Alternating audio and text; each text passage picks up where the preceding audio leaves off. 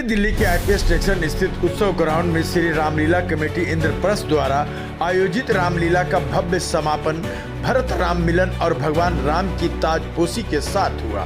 मंचन के दौरान श्रद्धालुओं ने भावुक और प्रेरणादायक दृश्यों का आनंद लिया।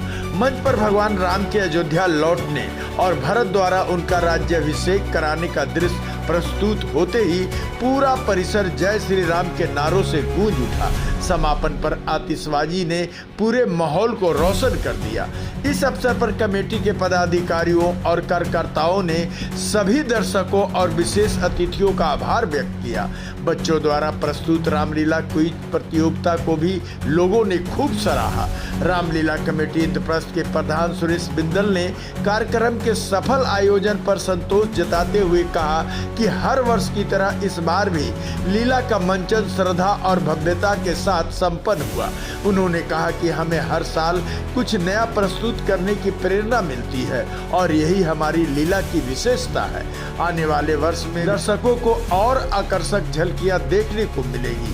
उन्होंने बताया कि इस बार प्रधानमंत्री नरेंद्र मोदी विजयदशमी के दिन लीला में आने वाले थे, लेकिन बारिश के चलते उनका आगमन स्थगित हो गया। सुरेश बिंदल ने कहा कि प्रधानमंत्री की अनुपस्थिति खली, लेकिन भक्तों का उत्साह कम नहीं हुआ। कार्यक्रम में भारी संख्या में उपस्थित श्रद्धालुओं ने लीला का आनंद लिया और रामराज के आदर्शों को आत्मसात करने का संकल्प लिया। इस बार रामलीला का मंचन 12 दिवसीय हुआ है और हमारे यहाँ बड़े विशिष्ट अतिथिगण भी आए हैं हमारे साथ। सुप्रीम कोर्ट के माननीय न्यायाधीश से लेके दशहरे के दिन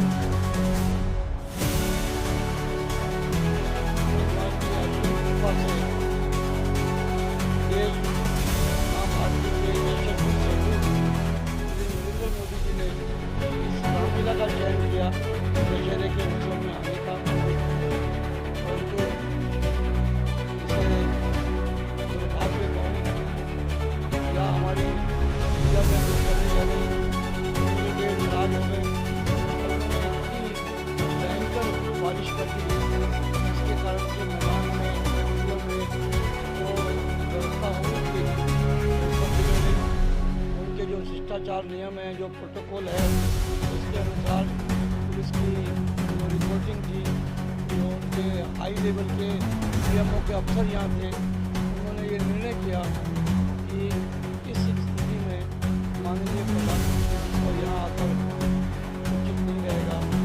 परंतु हम आशा करते हैं कि जगह पहुँच में प्रधानमंत्री जी के साथ रहेंगे और उनसे आशीर्वाद ग्रहण करेंगे। रामलीला बहुत ही सुंदर ढंग से मंडित हुए। पहले 2-3 दिन जरूर मिले रहते हैं उपस्थिति के कारण से, बाकी सभी दिन। और कल के लिए तो मैं विशेष रूप से एक बात कहना चाहता हूँ।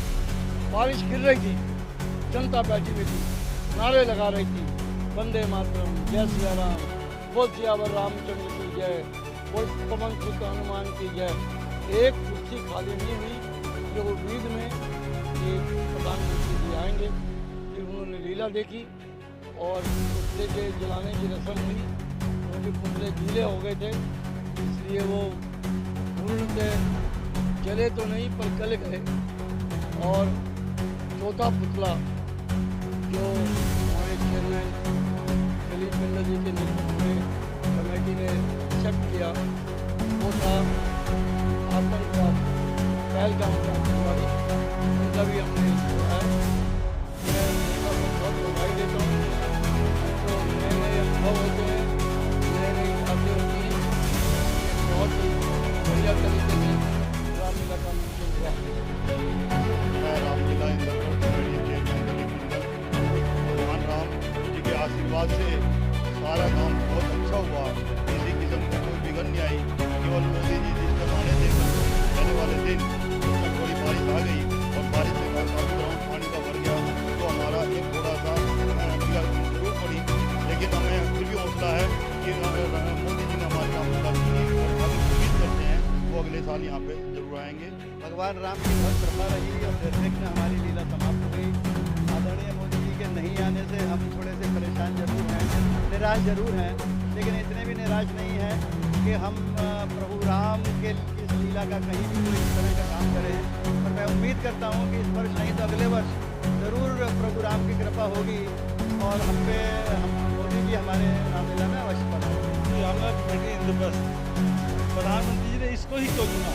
जो देश के अंदर लाखों लीलाएं होती हैं, ये कमेटी के सदस्यों का, उनके चेयरमैन का, उनके अध्यक्षों की टीम का बहुत बड़ा सौभाग्य कि प्रधानमंत्री श्री नरेंद्र मोदी जी ने आईपी एक्सटेंशन के रामलीला को चुना।